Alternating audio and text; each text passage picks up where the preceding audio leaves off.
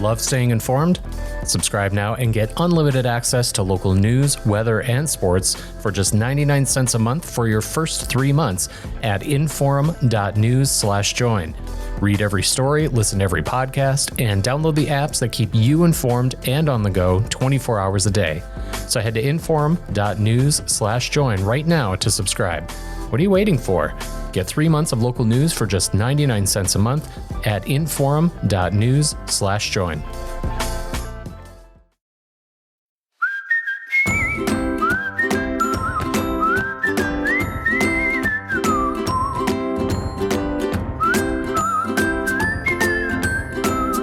Welcome to Plain Talk, and happy to be with you. You know, we've had a lot of stories coming out of the state auditor's office of late. I guess I've been the one writing them, and there's just a lot going on. You have local officials, the Killdeer Ambulance Service out in Dunn County. You have the Gwinner Fire District. You have Griggs County Commissioner. Now you have my latest this morning that was just before we began recording this podcast, my latest story published, where you now have a state lawmaker in a dispute with the auditor, saying that, over whose decision was it to specifically fire a specific employee in the auditor's office. The auditor, for his part, has been accusing the legislature of, trying to undermine his office. He's used the word corrupt about the legislature. He's accused them, as well as local officials, government officials, of backroom deals. Although I should say, when I interviewed Gallion, he backed off some of those comments, saying he regretted them, but he did make them. And there's just a lot to unpack. The auditor is not somebody, he's a statewide elected official. It's a partisan elected office. That's the law. That's how it is. Josh Gallion's a Republican. But normally the auditor doesn't make a lot of headlines. Certainly not the auditor specifically. Audit reports that are put out, pretty consistently make headlines, as they should.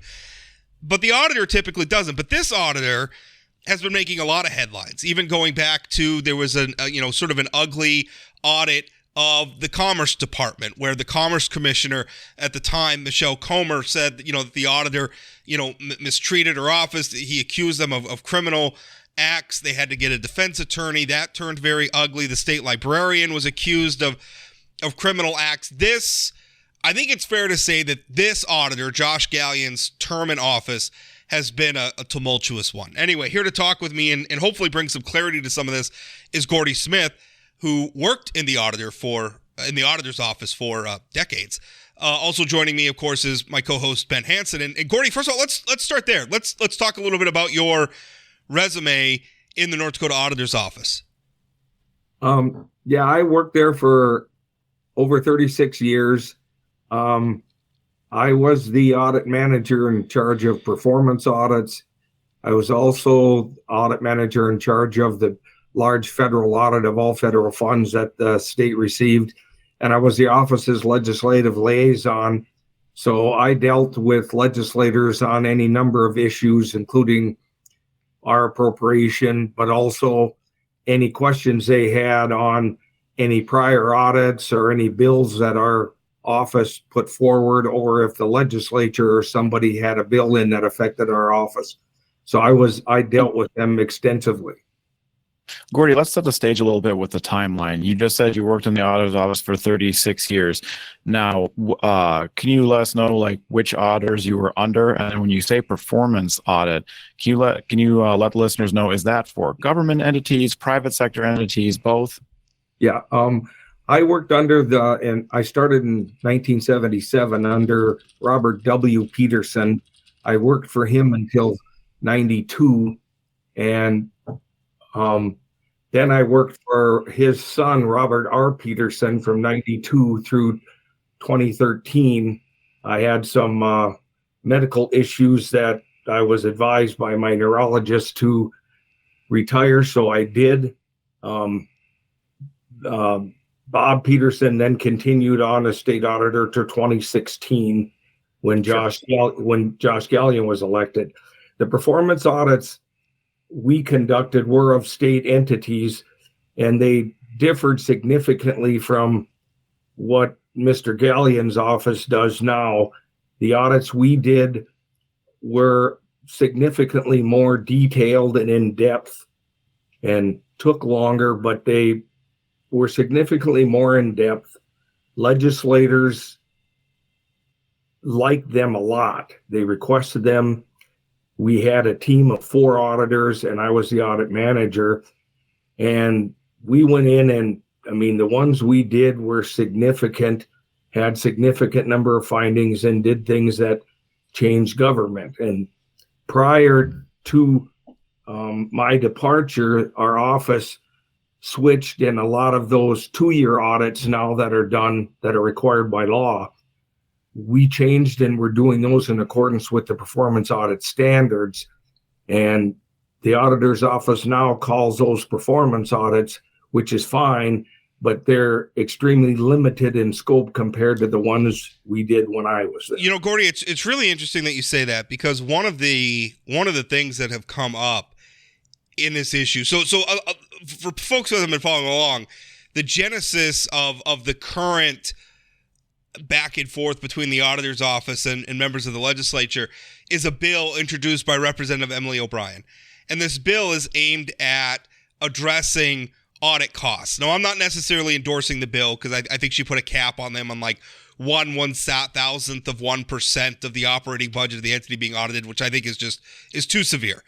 But her motivation was the fact that there are local entities, such as the city of Parshall, as one example. There's somebody who testified in favor of this bill, who came forward and said, listen, we got an audit, and I forget, their audit was like $30,000 or $26,000. It was somewhere in that ballpark. Tens of thousands of dollars. And they said, they're a city of 250 people. And they said, why is it costing us this much? Our annual audits in the past cost like $4,000, $5,000, $6,000.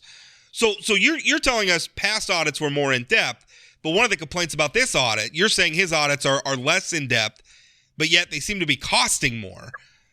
Well, can you address that, Gordy? Yeah, and one thing to keep in mind now, a distinction to be drawn. The audits we did were of state agencies. The audits you're talking about are of political subdivisions, and the differences between the two, the state agency audits by law, they were charged on non-general fund dollars. So if you had an agency, let's say, that was 50% general fund dollars, 50% federal fund dollars, when we went and audited them, they were charged half of the audit cost because half was non-general fund. Political subdivisions, they're charged 100% of the audit bill because that division, the political subdivision, they subsist on their audit costs at all. They don't get any general fund dollars. So you have to understand, for those guys, all their audits, they only get what they charge, for what they collect from these cities and counties and et cetera. That's their budget. That's what they collect. Now, I think one of the troubles that they're running into, that a city like Parshall has, when they're saying their prior bills were $5,000, $6,000, $7,000, those are done by another private, by a private CPA those firms bid for audits. So naturally, a lot of these political subs, especially a small city, is going to take the lowest bid. I'm willing to bet that the audit that was conducted is what's called a petition audit, so that a citizen... That was the case in Parshall, the example that we're talking about. And so a citizen or a group of them felt something was wrong. They weren't getting answers, whatever they wanted. So they petitioned. They turn that petition in. The auditor's office comes in and does the audit. Now, one of the things is that the petition may have the auditor look at things in addition to what he would normally look at. You know what I mean? They may have concerns with a particular fund or a water fund or something. So he may do additional things. But the other thing is, remember when they were bidding on that audit, originally on the other audit, obviously the auditor's office didn't get that bid if they did bid on it. While they may be a cheaper cost, as he's trying to point out, he's saying they're $110 or whatever he said an hour. 26, I want to say, or 17. Okay. But anyway. But the fact is that the private CPA firms, when you say you're going to come in and do an audit by the standards, there's some subjective judgment there on how much work you're going to do to meet the standards. So the private firms may feel more comfortable doing less work. So maybe the auditor charges $126 and the private charges $145. But if the auditor spends 200 hours on it, the private spends 100, he's going to have a lot cheaper bill. Well, I think, so maybe that's fair. I mean, maybe the charges, I do think there's a valid concern though, when you're a city of 250 people and all of a sudden you get a petition audit and now you're on the hook for paying 20, that's a valid concern for the legislature to have. I certainly think it's very valid. Sure. And I think one of the things that maybe the legislature should consider is this. If an entity, because you got a valid point, 250 people trying to pay an audit bill that's 4 times or 5 times what they're used to. Perhaps something the legislature should consider is when somebody petitions for an audit, let that entity pick which firm gets to do the audit. And it isn't the auditor's office. They let them select their own audit in a normal everyday situation. So let them pick what firm comes in and does this petition audit. Gordy, in your experience, you're talking about how the individual entities that are being audited or citizens of them pick how the audits go. But in your experience, how much discretion does the state auditor, the office holder, have in how many audits are done and the manner in which they are done? Because it's new to me, the concept that you're talking about, where the predecessor to Josh Gallion, our current auditor, Bob Peterson, you said did less audits, but they were more thorough. They took longer. Is that entirely up to the auditor, or is that at the behest of legislative definition? For us, for performance audits, for us, we felt that and it would be up to the state auditor. Certainly, and his management team. One thing that I think that the management team that I worked with under both auditors, the auditors really respected the management team's perspective and let them help direct what was going on. I'm not sure that's true. I don't know. I'm not working under Josh, but the amount of time he spends in the media leads me to believe that he's doing more of the directing of how things are going. So for us, we wanted the performance audits. They were new. It was under Bob Peterson, Bob Peterson Sr. that we started them, but they were really developed under Robert R. Peterson in the early 90s. And we wanted them to make a significant difference. And to really understand them, you have to understand that particular thing is not taught in the universities. It's something new. 90% of the states now have some sort of a performance audit function. Some of them are under the legislature's direction. Some are under the state auditor's direction. And you're thinking outside the box. And the thought process is that you really want to get in and look at a function. And one of the sayings was that a financial audit might be a yard wide and a couple inches deep, but a performance audit is a couple inches wide and two yards deep. You get into a certain area. That's a good way of putting it. And you dig way deep in it. You look at every law in there, every function they have, and you become an expert in that area, and you try to help them improve in that area. That's why you'll see a lot of the ones done under us might have taken 2,000 hours, 2,500 hours. The legislature had it that we didn't charge the agency, so the agency wasn't charged by it. The legislature funded our performance auditors just as they do the financial ones, but we didn't charge for them. So what's created the difference now? Sorry. Well, to me, I'm going to tell you that the the very first thing, and when it happened, I called and told him. I went and told the legislatures. When that employee left, that was in your article this morning, Rob, when that employee was specifically identified in that session in 2017 and left, that employee, after I left, was the most knowledgeable. He took my spot as the director or the audit manager of performance audits. He knew most about how to run these complicated audits.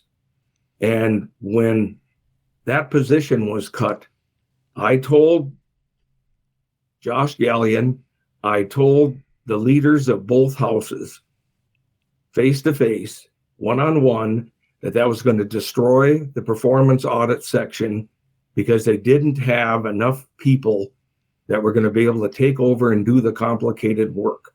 And soon after he left, it wasn't much longer that some of the rest of the members of that audit team left. What was the response when you said that to them? Well, both leaders were extremely concerned. It really didn't seem to bother Mr. Gallion. Now, the leaders sorry, go ahead. He made excuses for why that position was being eliminated.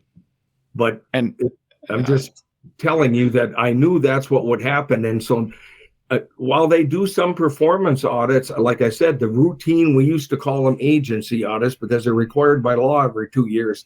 They were following performance standards, but again, they were routine audits where the scope is already almost set. And Gordy, the leaders at the time were Representative Carlson and Senator Wardner? Was Senator, in fact, I'm sorry, I want to correct myself. I talked to Senator Wardner because it was on the Senate side. That's who was running for the conference committee. It ended up on the Senate side, and I went and visited with him in his office. Okay. Let me ask you this. Yeah. So just to give some backstory to what we're talking about, my story this morning was about a dispute when Josh Gallion came out and he accused the legislature of being corrupt, et cetera, et cetera. He had this litany of what he characterized as attacks on his office. And one of the first he mentioned, he said in his first year in office, because he was elected in 2016, so this is the 2017 session, he said his first year in office, the legislature targeted a specific employee in his office by employee number to have them fired. Now, I've talked to Representative Mike Nathy, who was involved in that process, who said Josh specifically, because that amendment to do that was added in conference committee. It wasn't in the original bills as they emerged from the House and Senate. It was amended in what's called the conference committee, which is where, when a bill passes the House and it goes to the Senate, sometimes the Senate makes some changes so that in order for the bill to be finally passed out of the legislature, the House and Senate have to reconcile the differences in the bill between the two. So this was the conference committee on the auditor's budget. Is the last thing that happens to a bill. It is the last minute of the legislature by nature. Before it's sent to the governor. And so what happened is in conference committee, this amendment was added to target the specific employee. Representative Mike Nathy, who is the chairman of the conference committee, said that amendment was added at the behest of Auditor Gallion. Auditor Gallion denies that and says he characterizes it as the legislature targeting it. So my question for you, Gordy, is you obviously were monitoring this. You spoke to some of the people involved. We have a he said thing. Can you give us any insight into that? I'm telling you, number one, to do that at the end after an agreement in conference committee is extremely, extremely unusual. And I'm telling you, I've worked with Representative Nathy a number of times. Our kids played sports together in high school. And I'm telling you, when it happened, after the session was over, I went to him. And then I will tell you right now, I believe Representative Nathy 100%. There's no doubt in my mind. And I said I contacted Josh Gallion by phone. I met him at Bob Peterson's going away party. And he told me that he wanted some of my input into the office, et cetera, and he gave me his cell phone number, and I called him on it, and I was madder than heck because I told him that losing that individual was going to destroy the performance audit section, and so I'm believing totally Mike Nathy's side. I don't believe for 1 second that he would have targeted him. We had no instances while I was there, and the individual who left and I were close enough that if there were any audits that bothered Representative Nathy or any of those other important people, including Senator Wardner, I would have heard about it. They would have called me. I still stay in touch with a lot of those legislators. And Gordy, that makes sense. So when you brought these concerns to these leaders, what did Senator Wardner do at the time? These are people who have, he has one vote, but he's the leader of the majority caucus at the time. And it looks like Josh Gallion simply got his way. Am I wrong? If you would talk, I believe if you would talk to Senator Wardner, he went down and they stopped that conference committee. Momentarily, they stopped that conference committee, I think for a day. Okay. On that agreement. Mm-hmm. And then I don't know what happened after that. But he was concerned enough where he stepped in and stopped that agreement. But the end result was it still went through. The firing still happened. It went well, but we got to have some clarity there. It went through. Governor Burgum vetoed it. Yes. He vetoed that portion of the bill. Mm-hmm. And in fact, the auditor's budget ended up having, I think that session had to be added to the OMB budget in order to get through. But the governor vetoed it because of that, saying it's a separation of powers issue. The executive branch does the hiring and firing, not the legislature, which I happen to agree with. But then the termination happened anyway. Yes. So, and by the way, the employee, he works in the Department of Health. He's the director of the Medical Marijuana Division, Jason Wall. I reached out to him for comment about all this, and he didn't want to comment at all. So, that's where we're at on that story. Let's zoom out, because obviously that's part of the acrimony between the auditor and the legislature. Gordy, can you speak to me when this auditor comes out and he's calling the legislature corrupt and he's calling government officials corrupt? Is that appropriate? I'm a journalist, right? So a word like corrupt has a specific definition. And I will tell you, I don't use a word like that without evidence, right? Like, you don't call somebody corrupt unless you can show they've been taking bribes, they've been given their brother-in-law contracts. I mean, you got to have something. You can't just use a word like that. So here we have the auditor, who I would argue is the top accountability official in the state. And he's using a word like that because he's upset about a bill before the legislature. Now, listen, there's bills in the legislature we all agree with or disagree with all the time. That's democracy. That's part of the debate. Is it appropriate, do you think, for the auditor to come out using a word like that, using corrupt, or to send that op-ed that he sent? Absolutely not. When I read the op-ed, the first two words that came to mind were unprofessional and disrespectful. Now, I dealt with legislators. I testified literally hundreds of times. And you're right. I mean, the state auditor should be held to a higher standard. All of us that worked in there that testified before legislators, and I worked with them. And let me tell you, not every legislator I worked with liked me. Not every legislator we dealt with liked our audit reports, but I tried to have a professional working relationship with them. And I think we succeeded. They at least respected our office because we stayed professional despite being criticized. Now, we did an audit one time where we did an audit of OMB, and the following budget cycle, our office, the performance audit section, was eliminated. And they substituted $100,000 for performance audits by a CPA firm. Well, I went down, worked with the legislature, and that was taken out of the governor's budget, and we moved forward. My boss didn't go into the op-ed section and accuse anybody of anything. And for the auditor, of all people, use the word corrupt. He also said that what have the legislators got to hide? And he talked about corrupt backroom deals. Yeah. You guys, it's beneath that office. That office is supposed to hold certain amount of respect, and you're supposed to be held to a higher standard. Yeah. I mean, when someone's talking, as a journalist, somebody's talking about backroom deals, my ears perk up. Do tell, right? Yeah. If you know about backroom deals, tell us. Let's hear about them.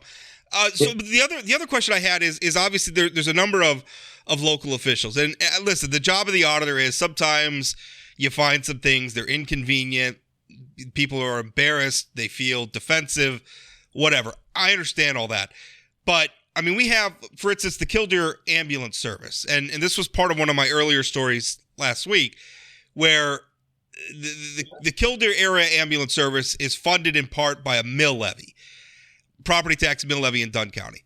And so they were asking the local government, they wanted to increase their mill levy because they felt like they needed more funding. So they were asking the voters to approve that as per state law. While they're doing that, somebody who used to be a former county commissioner goes to the state auditor's office and says, hey, you should audit the ambulance service. Josh Gallion's confirmed this to me. This is why they initiated an audit.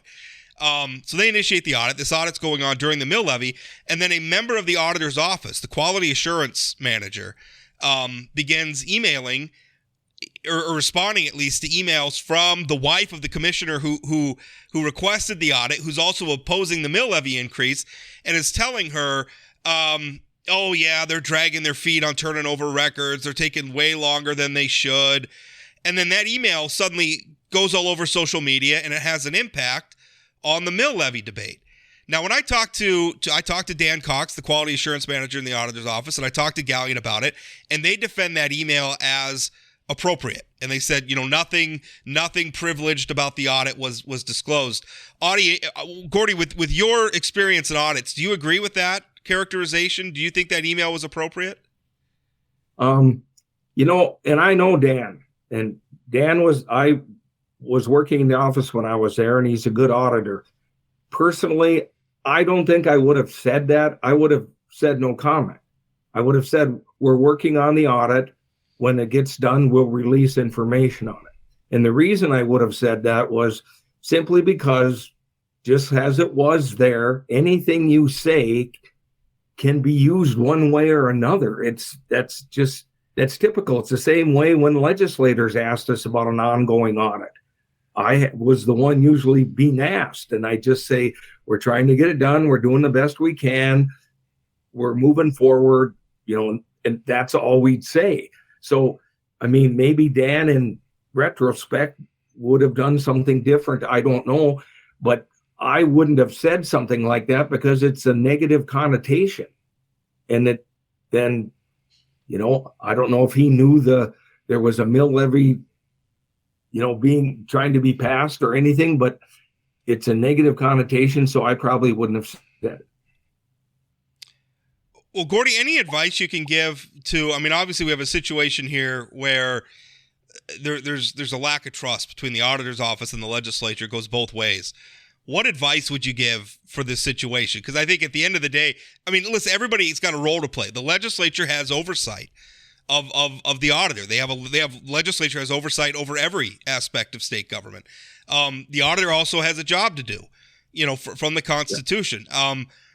We need these people to work together. So what's your advice for them? My first advice would be, you kind of got to remember, right when Josh Gallion got into office, one of the first headaches, and I think he created it, was this stuff, you work with the Legislative Audit Fiscal Review Committee. And his first battle with them was that he was going to go out and hold press conferences and issue press releases on audits that were completed.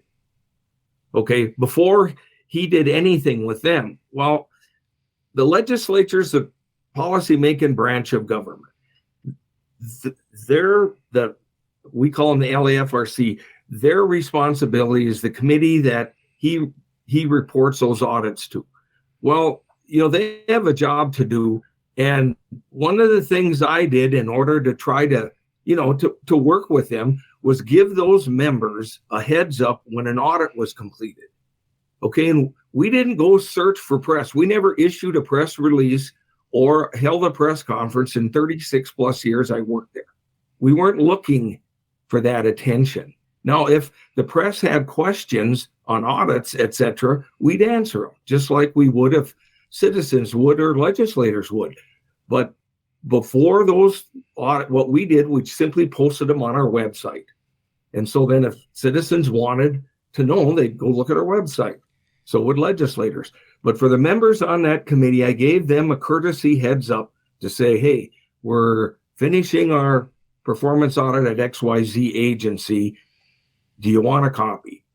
And 9 times out of 10, they did. So I'd send them a copy.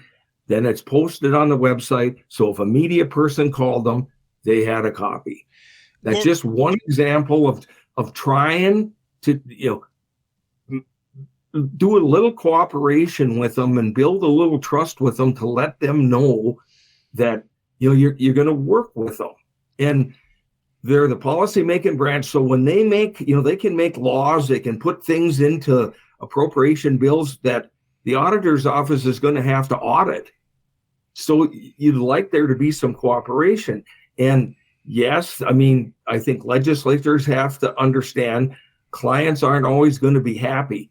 But frankly, the audit bill, there ought to be some way that there should be some alert for the client of what the audit bill is going to be. But that's why I say with these political subdivision, if these petition audits are a source, if that's a commonality in there, then maybe the legislature ought to change that law and say that the political subs can bid that out and let some private firm come in and do that petition audit. And in Gallion's defense, he told me that he's also working on a Senate bill that would give the auditor some discretion about whether they even follow through on a petition audit, some discretion on, whether, and maybe that's appropriate too. I got to think a little bit more about that.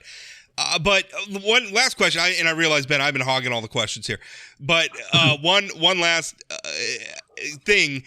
To your point about, the auditor wanting to go out to the news media, and as a member of the news media, there's a part of me that likes that, right? Yes, please come to us first. But I didn't really have a problem finding audits in the Bob Peterson era. I checked the website all the time, and the ones that interested me, I wrote about them. One thing I'm hearing though from local officials, like again, using the city of Parshall as an example, the city manager said, even though it was a petition audit, they didn't know that the petition audit had gone through and they were going to get audited until a journalist contacted them, because the auditor had sent out a press release and hadn't contacted the city. And that seems to be a routine thing where people are saying, listen, I'm finding out about audits about me, or that I'm being audited, or that the audit's been released or whatever. I'm finding out about this from the media or from the public before I'm finding out from the auditor's office. Is that right? No, absolutely not. That's got to be something right up front. The minute the auditor's office finds out about it, there should be a method, easy enough method, to contact them and said, as a result of a petition, or as a result you're due for an audit. That's routine in any audit business, private or public, that you would notify the client to give them upfront notice so they can understand. Especially, you got all kinds of reasons. Maybe their auditor isn't going to be there. Maybe something going on that they can schedule that. That's just a common professional courtesy. Well, Gordy, I appreciate you coming on. We've used up all your time. I really appreciate you coming on, bringing some clarity to this for, a part of a function of our state government that I don't know that the public spends a lot of time thinking about. I think we understand that audits are happening. We see headlines that are generated from the audit sometimes that find maybe some not so good things. But how this process works is really complicated. It's really important to understand. So I thank you for coming on and lending your experience and your insight. You bet. Hi there, my name is James Wallner. I produce and host the podcast Dakota Spotlight, a true crime podcast that tackles historical and unsolved crimes in the upper Midwest. Follow along with me as we search for a missing girl, attempt to solve a 45-year-old murder, and much, much more. That's Dakota Spotlight Podcast, anywhere you get your podcasts or at inforum.com/podcasts. Okay, well, just finish up with Gordy, and I mean, I got to tell you, Ben, I've written several stories on this now. I think it's probably one of the most important things I mean, there's all sorts of important things happening in the legislature, but this one ended up being this relationship between the auditor and the legislature is something that it's got to be fixed. Something's got to give here. It's an intentional antagonism by a statewide elected official, and I think it's a friction that's being created to launch him into higher office. I've been on that high horse before, so I'll get off of that and get on to a couple other points that I wonder about. I was really appreciative because I didn't understand all that from Gordy Smith, the differences between the types of audits, who chooses them, how petition audits work, and I think it's great that people learn how that does go. How did I'd like to know these new fees, these exorbitant increases in fees. You mentioned $26,000 for partial, a bill for was it Killdeer? I think it was in the ballpark of like 48,000 in Dunn County, Killdeer area. Well, and to be fair, they serve like Killdeer area. They serve like 1,000 square miles, so it's not just Dunn County, but Dunn County is where the mill levy increase was. But those rural ambulances, it's not a moneymaker proposition. Should they be held accountable? Absolutely, and this is an accountability issue. But what I'd like to know is has there been an explanation for the extreme increase in funds? And then when the funds do get paid, who oversees them in the auditor's office? Where does that go? Does that go to an auditor's budget? In theory, it should simply go to the cost of doing the audit, but how in the world are these costing so much more for an auditor versus the one who's doing it previously? Is he saying the previous one was derelict in his duties? What is the explanation there? Because that should be on the record somewhere. It needs to be as an accountability issue for the auditor's office. Yeah, and there's two parts of it, right? I mean, so the auditor says, well, our hourly rate is below fair market value, and I think there is something in statute that says these have to be fair market. Their hourly rate is lower, they claim. I'm not sure when you can hire private sector people who have lower. I don't know. That could be a little he gives an exact dollar amount, but then it still doesn't explain the severe increase from the previous auditor. It's not as if there's two parts too, because there's the rate you charge per hour, and then there's the number of man hours that you spend doing it. So they also, it's not just that they're maybe spending more per hour, maybe or maybe not, because again, you're talking about private sector auditors. I mean, that could be a bidding process. So depending on maybe what part of the state you're in, that's going to vary somewhat. But they're also spending a lot more time on these. And while on one hand, that could be a good thing. On the other hand, the taxpayers have to pay for this, whether they're paying for them as a local taxpayer or they're paying for this as a statewide taxpayer. And my concern, more than anything, is how do we stop something like the Killdeer ambulance service from being ambushed by a huge audit bill to the point where they have to go and they have to get a loan out on one of their ambulances and fire staff to pay for the audit. Like, if that's happening, that's got to stop. And it's not just Killdeer that's complaining about it. Partial's talking about it. The Gwinner Fire District's talking about it. Griggs County's talking about it. I'm sure there are other examples out there of people saying, we're getting waylaid by this. And I don't remember hearing these complaints when we had a different auditor. I wanted to dive more into the article that you had referenced that you came out with today, speaking to how the budget proceedings worked with the state legislature in regards to a singular employee. This is odd behavior for a statewide elected official as well.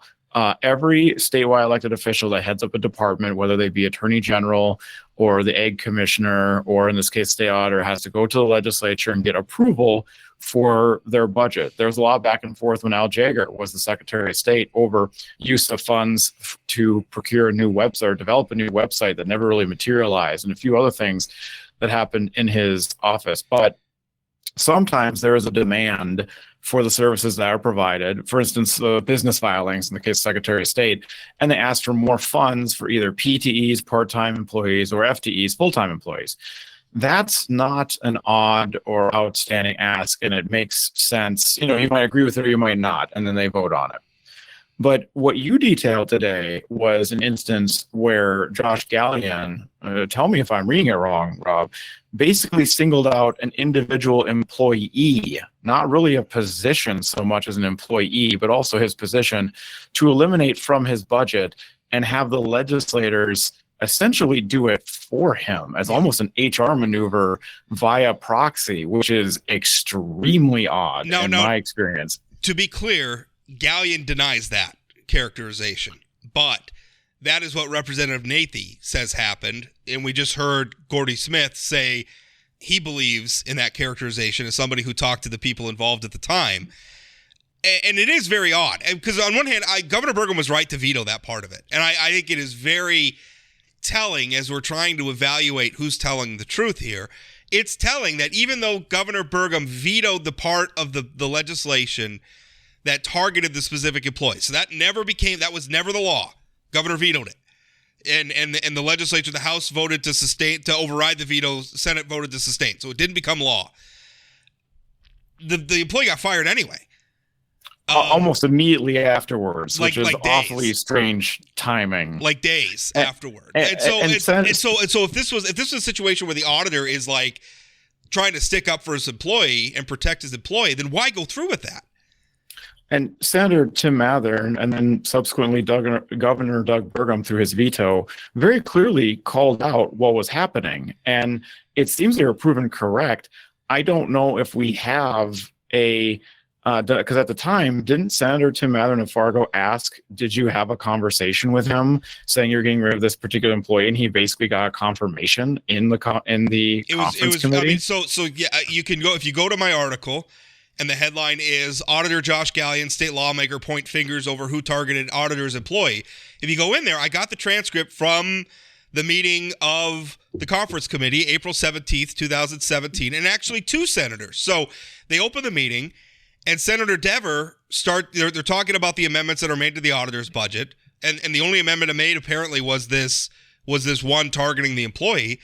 Senator Dever says, this is not what we discussed as a conference committee, but what has been discussed between you and the auditor since. Am I correct? So he's basically saying this is what we discussed as a committee, and he's addressing Chairman Nathy, and Nathy says, well, this is the product of from me talking to the auditor. Nathy responds to Dever saying, correct. I had also shared our discussions with Senator Elke and included him in as far as what we've been talking about and where we're going. And then Senator Mathern says, I'm wondering why the auditor comes into conference committee and leaves in a private conversation with even more cuts for the House or Senate. Sheila Sandness, who's with Legislative Counsel, says the difference would be the position. The House added back the underfunding. Chairman Nathan said from talking to the auditor, he had also realized that they could find some efficiencies. They had some other needs that they wanted to do. They wanted to have 4 higher ed auditors and then 4 auditors versus having 5 and 4.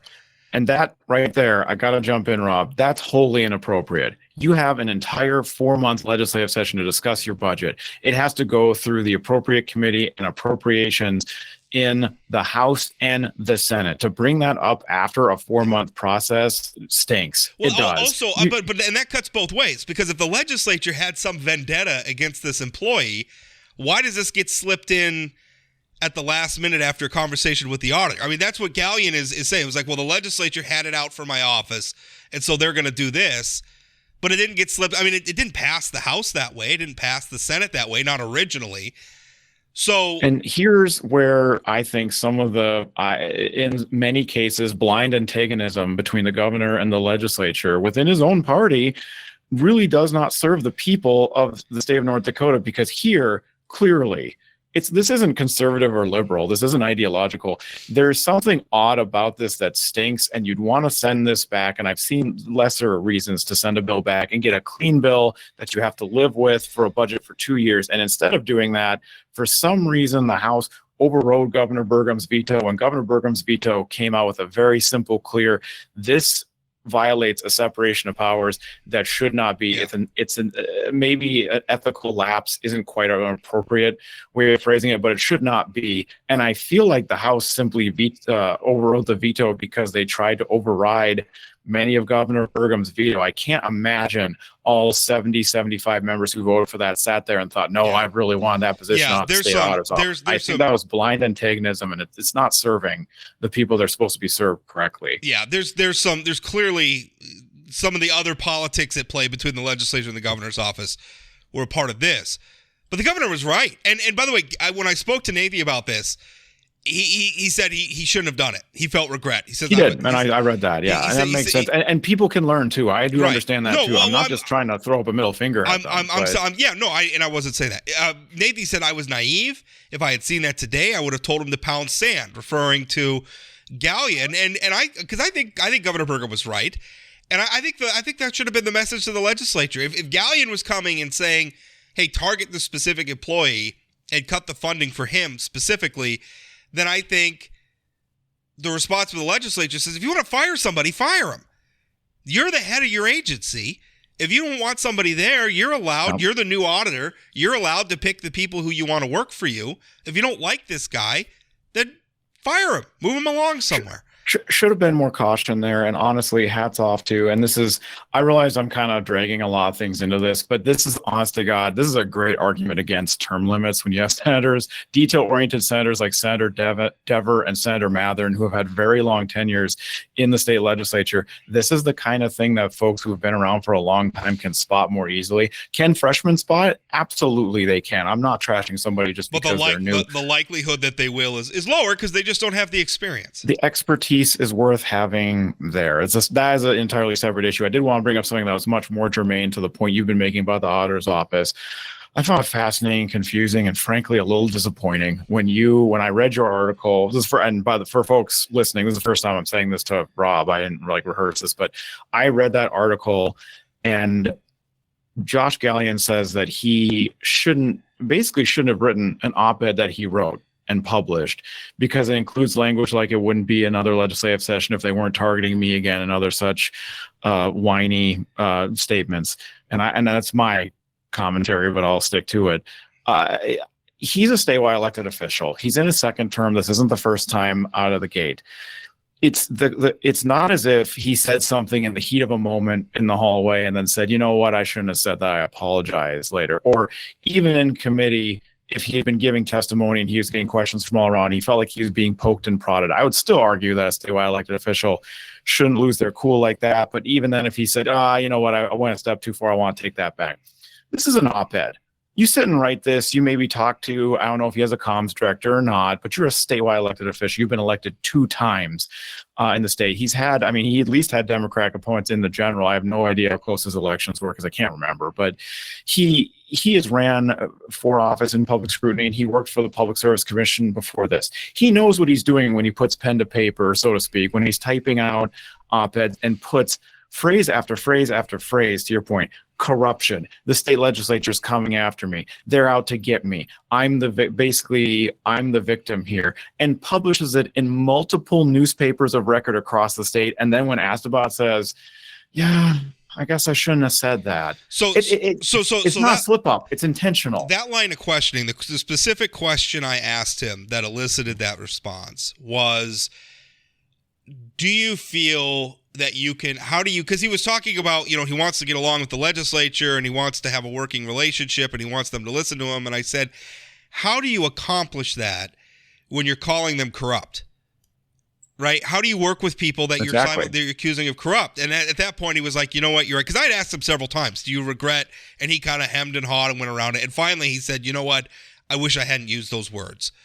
And but even there, it's like he's not really apologizing. It's more like, well, I made a tactical blunder, as opposed to, boy, I really shouldn't be, especially as the auditor, whose job it is in part to root out corruption if it exists.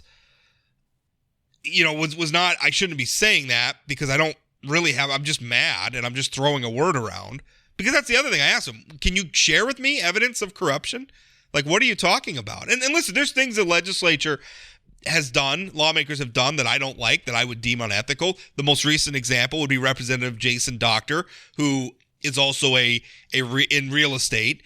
And frankly, what was the sweetheart deal he got from the Attorney General's office to lease and from space in taxpayers. his meeting, and from taxpayers. So, but you obviously I take your point, but I've said this before too, Rob. If you have a problem with the state legislature, I mean, for God's sakes, I served in the super minority. I have plenty of disagreements with how what the legislative direction went. There's a way as a statewide elected official to come to the public through an op-ed and say, here's how I want to serve you the best. Here's what I think the best result for the state of North Dakota is. And here's where I think the legislature is falling short, using terms like that and framing the narrative. He did not. He made it about himself. He did not make it about the bottom line of public service. He made it about me, getting targeted. I am the victim here, while also pointing a lot of fingers and pressing criminal charges against other people, making them get personal legal counsel but while serving in the legislature, scaring them from public service, scaring a rural ambulance service, thinking that they cannot provide emergency services, maybe if the full cost of an audit goes through on them, whether you have disagreements of how it's ran or not. It doesn't hold water. Two things cannot be true simultaneously. It's contradictory. And I think also he is undermining the ability of the auditor's office to do its job. Because, I mean, listen, we're at a point, Partial is flat out saying we're not going to pay the auditor's fee. We think it's unfair. Griggs County is saying, we're not going to pay the auditor's fee. We think it's unfair. We're not paying you. So you have local officials who you're auditing who are just, and that's a terrible precedent to set. Right. So if that's the thing where now all of a sudden these local, because they don't trust the auditor's office, these local governments that the auditor's supposed to audit, if they're not going to cooperate with you, right? And I mean, there's laws that compel some things, but boy, I would think you'd rather foster a cooperative relationship. And again, all the people that we're talking about, Killdeer, Gwinner, Partial, Griggs County, these people don't necessarily know each other. They're not all part of some, cabal or some organ that's out to get the auditor.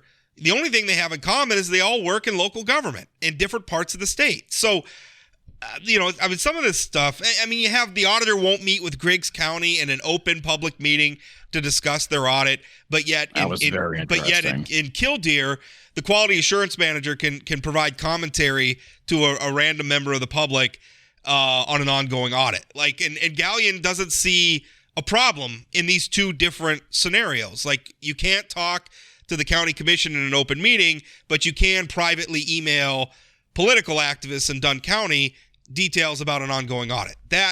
And my understanding of that Griggs County request was, it was simply come here it wasn't like a set, you have to be here by Thursday and they told you on Tuesday. It was a come to us sometime when we're having a meeting. I assume we'd like a video to put you call on could the have been agenda. done. We'd like to put you on the agenda, and we'd like to discuss your audit in an open meeting.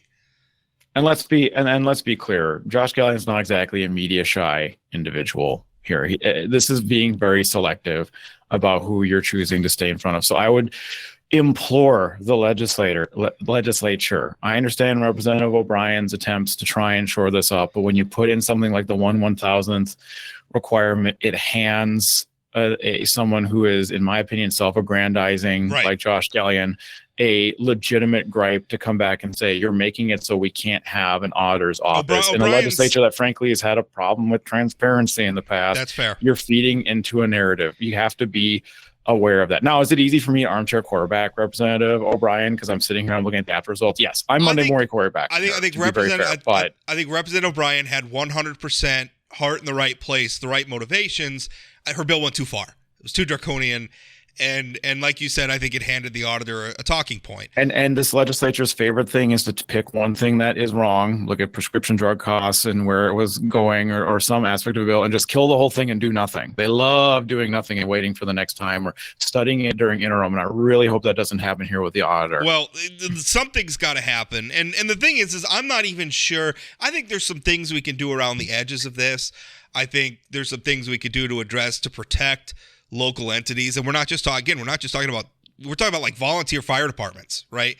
We're talking about ambulance services. I think there's some things we can do to protect them from shock bills from audits. I think that's a worthy area of debate. But a lot of this, I don't know that there's a policy solution to this, because a lot of what's driving this is personalities. And that's the sort of thing that's got to be solved at the ballot box.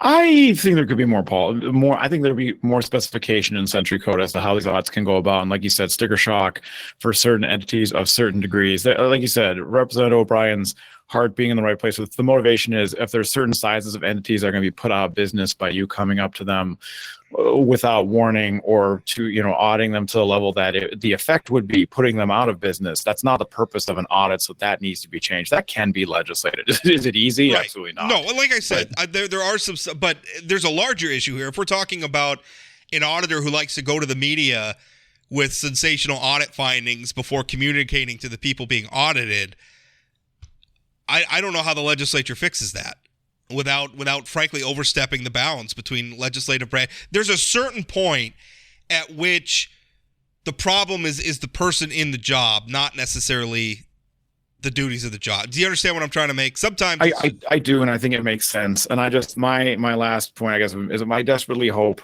that more and more legislators take the detail-oriented, slow approach of Senators Dever and Senator Mathern in that conference committee. I actually do think it's a really good example of good governance and detailed legislating versus either going along to getting along, or, like I said, blind antagonism between House Republicans and Governor Burgum at the time.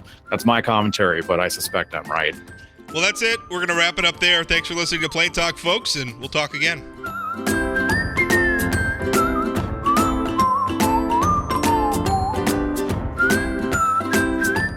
Did you know Forum Communications Company has a robust podcast library? At inforum.com/podcasts, we have everything from politics, sports, true crime, outdoor adventure, and more. Visit inforum.com/podcasts and explore them all today.